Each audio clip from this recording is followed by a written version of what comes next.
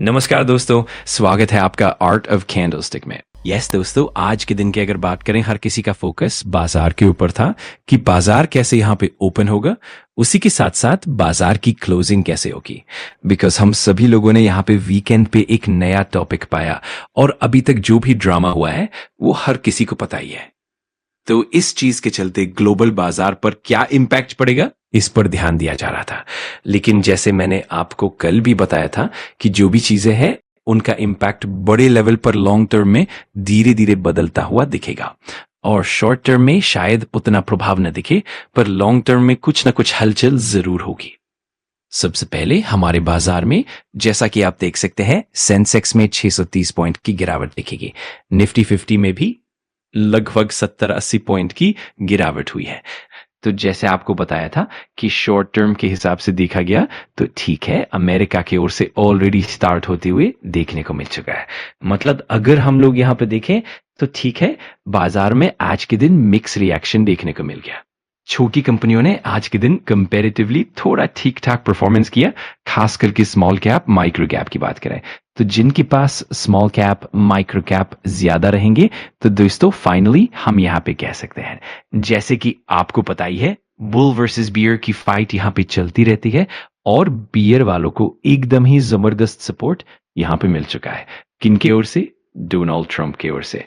Yes, मैं अभी आपको जो भी ये मार्केट की सारी बातें बता रहा हूं, तो जैसे ही ट्रेड करने की अगर बात करें, बाजार ऊपर नीचे होने के लिए कोई ना कोई कारण चाहिए। तो भाई ये व्यक्ति आपको भरपूर अभी आने वाले समय में न्यूज यहाँ पे देने वाले हैं। मतलब आपने देखा होगा कि सबसे पहले इंपॉर्टेंट चीज, जैसे आपको बताया था कि उन्होंने वेनेजुएला के ऊपर अटैक किया है, दुनिया भर के रीजन उन्होंने बता दी, पर हर किसी को पता है कि वेनेजुएला से रिलेटेड सबसे इंपॉर्टेंट चीज है वहां का क्रूड ऑयल, क्योंकि क्रूड ऑयल के सबसे ज्यादा रिजर्व वेनेजुएला के पास है, सऊदी अरब से भी ज्यादा। उनके ऊपर मल्टीपल सैंक्शंस है, प्रोडक्शन से लेकर वहां दिक्कतें होती है, दूसरों के साथ वो बिजनेस नहीं कर पाते, वो सारी चीजें हम सब लोगों को यहाँ पे पता है। बट अब ये जो रिजर्व्स है, अब इनडायरेक्टली बोली सब्सक्राइब हो रहे हैं रशिया से। और आप सब लोगों को पता ही है कि अमेरिका और रशिया के बीच ऑलरेडी कितने बड़े टारगेट्स और इसी चीज को लेकर इतनी ज्यादा बहस यहाँ पे छिड़ी हुई है। और फाइनली दोस्तों, अभी हम लोग यहाँ पे देख सकते हैं कि डोनाल्ड ट्रंप ने एक नया फ्रेश वार्निंग इंडिया को यहाँ पे दे दिया है। प्राइम मिनिस्टर नरेंद्र मोदी जी का भी उन्होंने जिक्र किया है, और क्लियर कट आप कह सकते हैं कि डोनाल्ड ट्रंप ने ये बोला है कि प्राइम मिनिस्टर मोदी जी को पहले से ही पता है कि मैं खुश नहीं हूं, और उनको ये भी पता है कि मुझे खुश करना पड़ेगा। और अगर खुश करना है तो उनको ये भी पता है कि क्या करना पड़ेगा। रशिया का जो ऑयल है जो इंडिया यहाँ पे खरीदता है, तो उन्होंने हिंट भी दे दिया कि नए टैरिफ के लिए अब इंडिया यहाँ पे रेडी हो जाए। नया टैरिफ मतलब ऑलरेडी हम सब लोगों को पता है, पहले 10% का टैरिफ था बेस, फिर उसके बाद 25% किया गया और एक्स्ट्रा 25% रशिया से ऑयल खरीदने पर। मतलब टोटल अभी 25% का टैरिफ हम लोगों को देखने के लिए मिल रहा है, जो कि दुनिया में किसी भी कंट्री के ऊपर इतना नहीं है, किसी भी नहीं है, नॉट इवन चाइना। चाइना के ऊपर भी 25% नहीं है। सबसे बड़ी बात, ट्रंप ने यही बोला है कि अगर इंडिया लगातार रशिया से ऑयल खरीदता ही रहेगा तो हमें भी इंडिया के ऊपर और ज्यादा टैरिफ बढ़ाना पड़ेगा। अच्छा, ये कब तक होगा? तो उन्होंने बोला जल्द से जल्द अब हम इंडिया के ऊपर और ज्यादा टैरिफ बढ़ाने वाले हैं। सो लेट्स सी अब एग्जैक्टली यहाँ पे क्या होता है।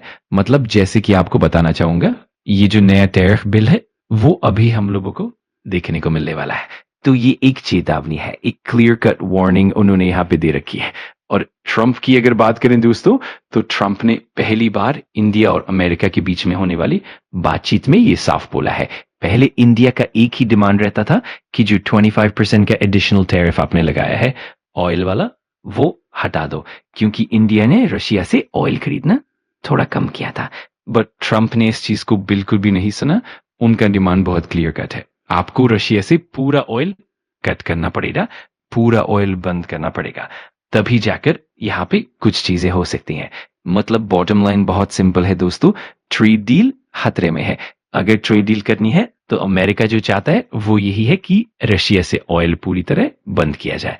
और अगर ट्रेड डील नहीं होती और ज्यादा डिले होती है, तो फॉरेन इंस्टीट्यूशनल इन्वेस्टर्स को 3 चीजों से परेशानी है। पहला, गिरता हुआ रुपया, दूसरा टैक्सेशन, तीसरा अमेरिका हमारा सबसे बड़ा ट्रेड सरप्लस वाला देश था। अगर अमेरिका से बिजनेस कम होता रहा तो रुपया 90, 91, 92, 92, 90, 100 तक। और अगर ऐसा हुआ तो FII भी कहेंगे भाई अच्छा चलता। जो अग्रेसिव मोड में थे वो वापस निकलते हुए देखने को मिलेंगे। तो सबसे बड़ा खतरा यही है, ट्रेड डील या तो होगी वरना स्थिति काफी मुश्किल हो सकती है। एक लाइन में कहूं तो ट्रंप ने अपने स्पीच से मार्केट में अनसर्टेनिटी वापस डाल दी है। कभी भी कुछ भी हो सकता है, टैरिफ बढ़ सकता है। यही चीजें फिलहाल हम लोगों को देखने को मिल रही हैं। तो ठीक है दोस्तों, आशा करता हूं आपको समझ में आया होगा कि क्या नया अपडेट है। अगर आपको वीडियो जानकारीपूर्ण लगा तो लाइक कर देना, कमेंट करके बताना कि अगला टॉपिक कौन सा चाहिए, और सब्सक्राइब कर लेना आर्ट ऑफ कैंडलस्टिक को, ताकि ऐसे ही पावरफुल लर्निंग वीडियोस आप मिस ना करो। Thanks for watching. मैं मिलता हूँ अगली वीडियो में। सीखते रहो, पढ़ते रहो।